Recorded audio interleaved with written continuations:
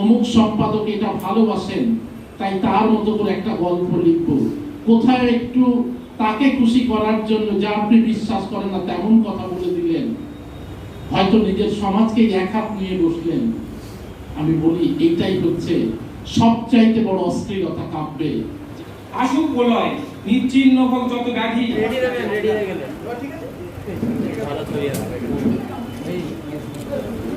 বললাম সম্ভবত পুরুষে। ও বললো বলো তো হিন্দু না মুসলমান? আমি রেগে গিয়ে বললাম মজা করছো, ওটা কি চোখ দেখে চেনা যায়? হৃদয় বলল তোমার হৃদয় দিয়ে দেখে ভেবে বলো। আমি অনেকক্ষণ চেয়েই রইলাম, দেখলাম চোখে হাসি আছে, কান্না আছে, ভালোবাসা আছে, রাগ আছে, প্রতিবাদ আছে, সৃষ্টি আছে। চিৎকার করে বললাম এটা একটা আসল মানুষের চোখ, হিন্দুর নয়, মুসলমানের নয়, খ্রিস্টানের নয়। খুব ছোটবেলাতে যখন এই ক্লাস 7-8-এ পড়তাম, বাড়িতে সাহিত্য চর্চার একটা পরিবেশ ছিল। অনেক ক্ষেত্রেই তখন আমার আব্বাও বেঁচে ছিলেন, দাদা বেঁচে ছিলেন, অর্থাৎ ঠাকুরদা। একদিন মনে করে খুব জোর তর্ক শুরু হয়েছিল যে কে বড়, নজরুল না রবীন্দ্রনাথ। খুব বেশি হলে আমি 7-8-এ পড়ি, বেশ উপভোগ করেছিলাম। আব্বা এবং দাদা দুজনেই রবীন্দ্রনাথের পক্ষে বলার চেষ্টা করছিলেন, কেউ কেউ তার বিরুদ্ধে বলছিলেন যে না নজরুল বড়। এখনো সব ব্যাপারটা বলে বলে খুব হাসি পায়। কে বড় কে ছোট এই মাপতে যাওয়া বা কে আগে কে পরে, এখন শুধু একটা জিনিসই মনে হয় যে প্রত্যেকেই তার জায়গায় অসামান্য। যদি আমরা মনের থেকে অনেকেই জানি, আমি মানতে পারি না, আপনারাও পারবেন না, আমিও হয়তো পারি না কোনো কোনো ক্ষেত্রে, কিন্তু এটা আর বিশ্বাস করার দিন এসেছে। রবীন্দ্রনাথের যদি অসামান্যতা কোথাও থেকে থাকে, তার থেকে কোনো অংশে পিছিয়ে থাকেন ইন্টেলেকচুয়ালি, হয়তো তাই, কিন্তু আমি সে কথায় যাব না। যেটা বলার কথা সেটা হচ্ছে উপেক্ষিত মানুষের উপেক্ষাকে জয় করার যে হাতিয়ার হতে পারে নজরুল সাহিত্য, সেটা নিয়েই আমাকে কথা বলতে হবে। উপেক্ষিত মানুষ কারা, নজরুলের সাহিত্য সেখানে কিভাবে তাদেরকে প্রাণিত করে, তা নিয়ে কথা বলতে গেলে ঘন্টার পর ঘন্টা কেটে যাবে। আমি শুধু একটা কথাই বলি, সবচাইতে বেশি উপেক্ষিত বোধ হয় জাতিসত্তা হিসাবে সেদিনের বাঙালি মুসলমান সমাজ ছিল।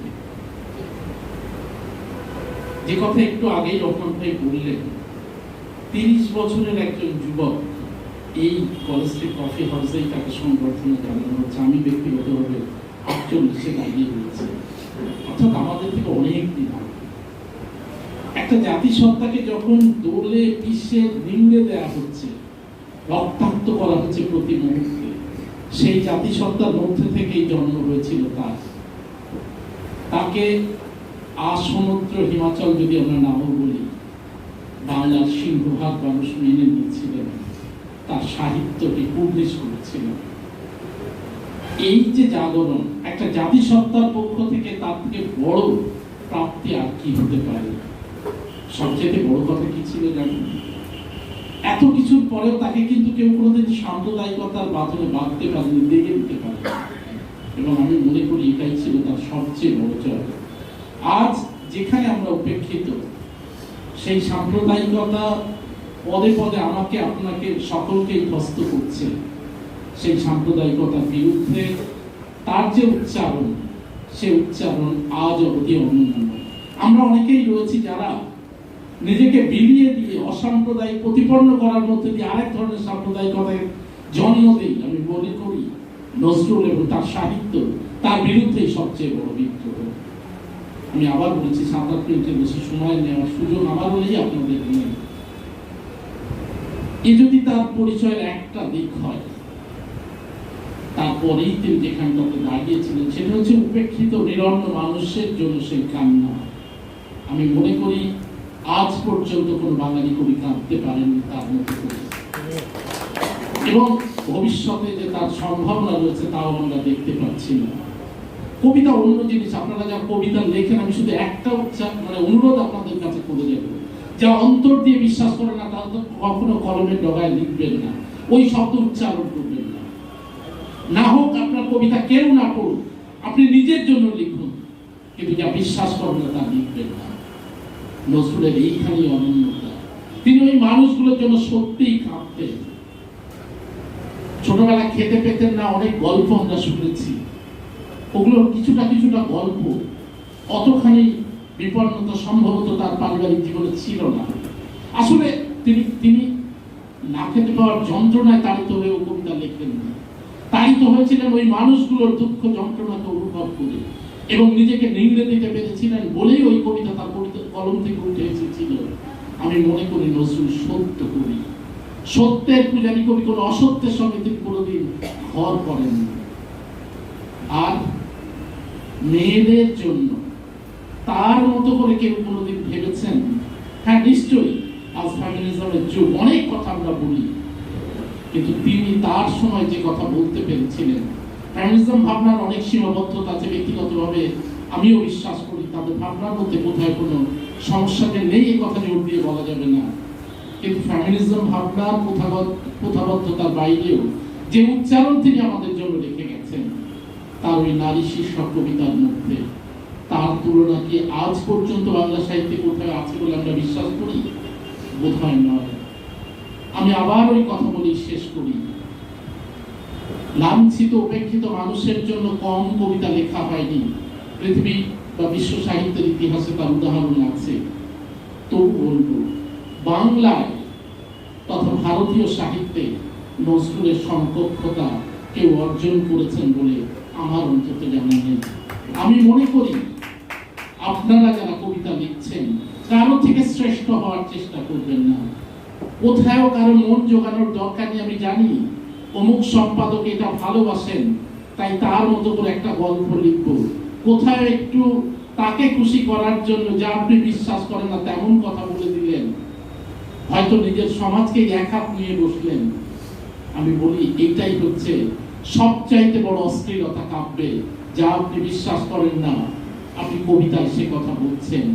নজরুলকে যদি আজ সত্য করে জানি, তাহলে এই অঙ্গীকার করি, আমি আমার জন্য, যদি আর কারোর জন্য না পারি, অন্তত আমার সঙ্গে প্রবঞ্চনা করবো না, তঞ্চকতা করবো না। আর মানুষের জন্য যদি নিজের কবিতাকে উৎসর্গ করি, তাহলে নজরুলকে শ্রদ্ধাঞ্জলি নিবেদন করার তার থেকে বড় আর কিছু হতে পারে বলে আমি মনে করি না। ধন্যবাদ। আমার স্বরচিত কবিতার শিরোনাম বিদ্রোহী স্বর, কিশোরী মণ্ডল। গলায় আটকে বিদ্রোহী স্বর, বহু কষ্টে মুক্তির জন্য অপেক্ষায়। মাঝে মাঝে বিদ্যুতের ন্যায় আকার নিতে চাইছে বিদ্রোহী স্বর। আসবে এবার, আসুক প্রলয়, নিশ্চিহ্ন হোক যত ব্যাধি, ধ্বংসের নিশান দেশে আসুক বিদ্রোহী স্বর। দাবি তুলুক কল্লোলিনীর বিচার, সময় ক্লান্ত, পরিস্থিতি অন্ধকার। স্বাধীনতা রুদ্ধ হচ্ছে অন্ধকারের খাবায়, মুক্তি দেবে জনগণের বিদ্রোহী স্বর। ঝড় উঠেছে, বিদ্রোহী স্বর দিন দিন তীক্ষ্ণ হচ্ছে, কাঁপছে পাপি, অন্ধকারে ছায়া হচ্ছে। আসুক প্রলয়, ভয় নেই, প্রলয় আনবে নতুনের সার। নমস্কার সকলকে। কাজী নজরুল ইসলাম। বিদ্রোহীতে বেঁধেছি তোমায়, যদিও পুরী চৈতি হাওয়া। মন ভেজানো গহীন প্রেম, সঞ্চিতা আর গোপন প্রিয়া। এদেশ তোমার রাখেনি ধরে, শোনেনি তোমার সাম্যবাণী। বৃত্ত আর কুসুম ছিঁড়ে করেছে শুধু টানাটানি।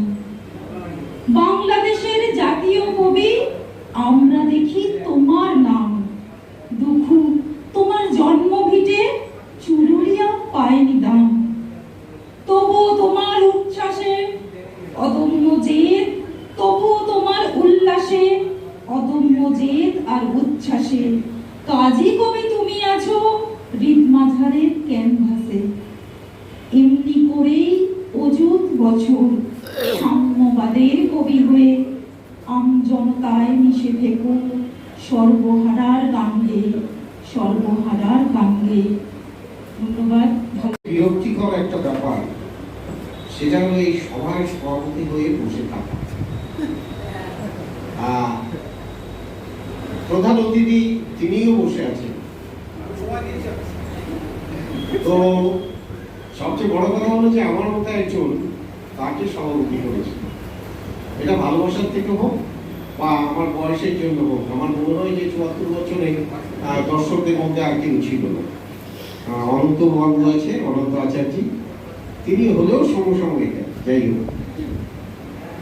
তো খুব সিরিয়াস আলোচনা হচ্ছে, তো ওই জন্যই আমি একটু হাসি মস্করা করছি। আর সভাপতি মানে অনেক বক্তব্য রাখি, আমি রাখবো না।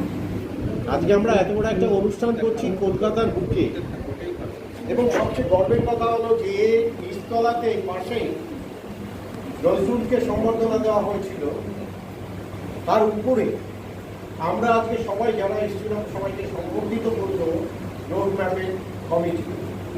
এখন রোড ম্যাপটা কেন নাম হলো আজকে মনে পড়ছে পাশাপাশি পথসংকেত বলে একটা বাংলা পত্রিকা ছিল, যেটা 1975 সাল থেকে শুরু হয়েছিল, এখন জ্যান্ত আছে, মনে যায়। 2-4টে পত্রিকা তো কিছুদিন চলে, তারপর মরে যায়। যেরকম বলতে দ্বিধা নেই, আমাদের আব্দুর রহমান উনিও একটা পত্রিকা তৈরি করেছিলেন আজ থেকে বহু বছর আগে। সেটা অতীত, জানি না কজন জানেন, কিন্তু আমি জানি। যেহেতু আমাকে সমীক্ষাটা করতে হয়, সেই সমীক্ষাতে লেখা হয়েছিল যে রহমান বাবু প্রথম কোন পত্রিকা করেছিল। তার পরবর্তীতে কেন তিনি রোডম্যাপ নামটা নিলেন, আমার কখনোই আলোচনা হয়নি রহমান বাবুর সাথে যে কেন এই নামটা নিয়েছে। পথ সংকেত ছিল পথের একটা সংকেত, আর রোডম্যাপটা আমাদের দেখিয়ে দিচ্ছে, একটা রোডের রাস্তার ম্যাপ এঁকে দিয়েছে, আমাদের বলে দিয়েছে যে এই পথে তোমরা এগোলে নির্দিষ্ট জায়গায় পৌঁছতে পারবে। আজকে অস্থির সময়, ক্ষণভঙ্গুর সময়, রাজনৈতিক উত্তাল, সামাজিক উত্তাল, তার মধ্যে আমাদের সঠিক পথের দিশা দেখাবে রোড ম্যাপ।